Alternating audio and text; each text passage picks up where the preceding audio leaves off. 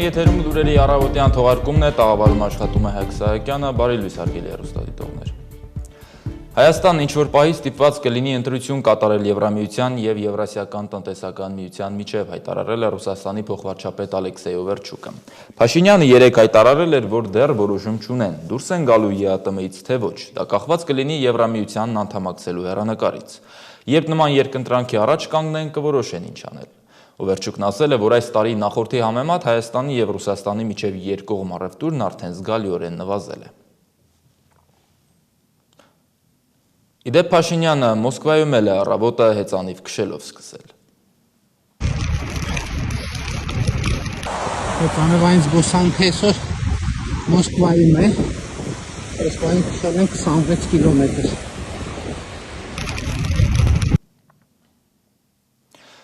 Հայաստանը եկող տարվա համար առանց մաքսատուրքերի 15,000 էլեկտրոմոբիլ ներմուծելու քվոտա կստանա, որոշումն ընդունվել է երեկ Մոսկվայում կայացած ԵԱՏՄ միջկառավարական խորհրդի նիստին, որին Փաշինյանը մասնակցում էր։ Էլեկտրոմոբիլների պահանջարկը գնալով աճում է հանրապետությունում։ Այս տարի հունվարից օգոստոս ընկած ժամանակահատվածում միայն ավելի քան 12,000 էլեկտրոմոբիլ է ներմուծվել Հայաստան, ինչն արդեն իսկ գերազանցել է առանց մաքսատուրքի ներմուծման տարեկան սահմանաչափը։ Երեկ երեկոյան մահվան ելքով վրայերթ է տեղի ունեցել Կոտայքի մարզում, ժամը 19:30-ի սահմաններում Երևան-Սևան ավտոճանապարհի 45-րդ կիլոմետրի հատվածում Լեռնանիստ գյուղի վարչական տարածքում Կոտայքի մարզի բնակիչն իր վարած Օփել Մակնիշի ավտոմեքենայով վրայերթի է ենթարկել կին հետիոտնի։ Վարորդը փախուստի չի դիմել, ահազանգել է շտապօգնություն, սակայն պատահարի վայր ժամանած բժիշկներն արձանագրել են կնոջ մահը։ Երեկ երեկոյան Վայոց ձորի մարզի Ելփին գյուղի մոտակայքում էլ Ֆորդ Մակնիշի ավտոմեքենան բախվել է կայանված Կամազ Մակնիշի բեռնատարին և կողաշարժվել։ Ֆորդի վարորդին դուրս են բերել մեքենայից և տեղափոխել հիվանդանոց։ Առաջիկայում սպասվող օրենսդրական փոփոխությունների արդյունքում պետական մարմիններն այլևս չեն կարողանա Վերաքննիչ դատարանում բողոքարկել տուգանքների այն գործերը, որոնք մինչև 300,000 դրամի սահմաններում են, հայտարարել է Արդարադատության նախարար Սրփուհի Գալյանը։ Այսինքն, եթե պետական և տեղական ինքնակառավարման մարմինների կողմից քաղաքացին վարչական տուգանքի ենթարկվի և առաջին ատյանի դատարանը բավարարելով նրա հայցը չեղարկի տուգանքի որոշումը, ապա պատկան մարմինները չեն կարողանա վերաքննիչ բողոք ներկայացնել, եթե իհարկե տուգանքի չափը լինի մինչև 300,000 դրամը։ Դա ըստ նախարարի մի կողմից կթեթևացնի դատարանների ծանրաբեռնվածությունը, իսկ մյուս կողմից կստիպի պատկան մարմիններին ավելի ուշադիր լինել վարչարարություն իրականացնելու հարցում։ Սլովակիայի և Ադրբեջանի միջև ռազմատեխնիկական համագործակցությունը զգալիորեն աճել է, հայտարարել է Սլովակիայի արտաքին գործերի նախարարը, ասելով, որ դրա համար խթան են հանդիսացել հատկապես նախորդ տարի վարչապետ Ռոբերտ Ֆիցոյի Բաքու կատարած այցի ժամանակ կնքված պայմանագրերը։ Ալիևը հիշեցնեմ, օրեր առաջ էր պաշտոնական այցով Սլովակիայում, հանդիպել էր վարչապետ Ռոբերտ Ֆիցոյի հետ, ինչից հետո հայտարարվեց, որ երկու երկրները զենքի առուվաճառքից զատ սկսում են աշխատել նաև ռազմական տեխնիկայի համատեղ արտադրություն հիմնելու ուղղությամբ։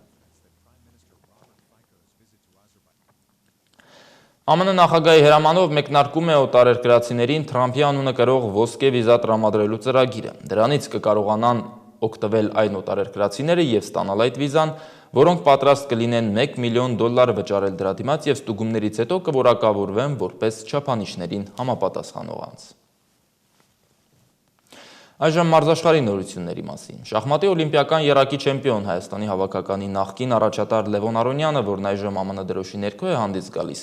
երեկ Հարավաֆրիկյան Հանրապետության մայրաքաղաքում անցկացված Ֆիշերի շախմատի հեղինակավոր մրցաշարի եզրափակչում 1.5 կես հաշվով պարտությամբ մատնեց աշխարհի 16-րդ չեմպիոն համաշխարհային դասակարգման առաջատար նորվեգացի Մագնուս Կարլսենին և նվաճեց չեմպիոնի տիտղոսը։ Քառորդ եզրափակչում Լևոն Արոնյանը 3-1 հաշվով հաղթել էր ամերիկացի Հանս Նիմանին, կիսաեզրափակչում 3-1 հաշվով պարտության էր մատնել գերմանացի Վինսենտ Կեմերին։ Սա այս տարվա ընթացքում արդեն խոշոր մրցաշարերում Լևոն Արոնյանի տարած երրորդ հաղթանակն էր։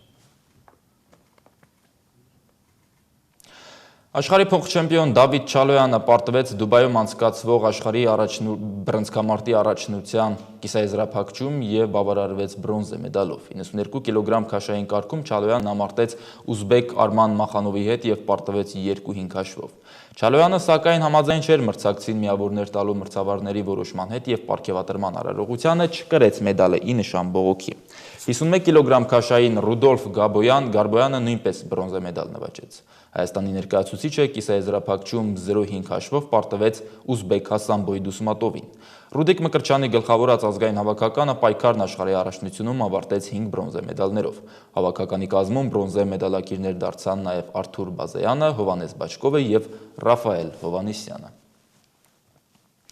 Վերջում եղանակի մասին, այս պայդրությամբ հանրապետությունում բոլոր ավտոճանապարհները բաց են եւ երթևեկելի, այդուհանդերձ վարորդներին խորհուրդ է տրվում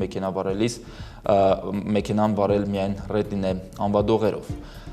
Այսօր հանրապետության տարածքում, ինչպես նաեւ մայրաքաղաք Երևանում սպասվում է առանց տեղումների եղանակ։ Այժմի համար այսքանը, իրադարձությունների զարգացմանը շարունակեք հետևել մեր կայքեջում, YouTube-ում, Telegram-ում, Facebook-ում, իսկ մենք հանդիպենք արդեն երեկոյան 19:39 լուրերի հիմնական թողարկմանը, մինչ այդ ժամանակ։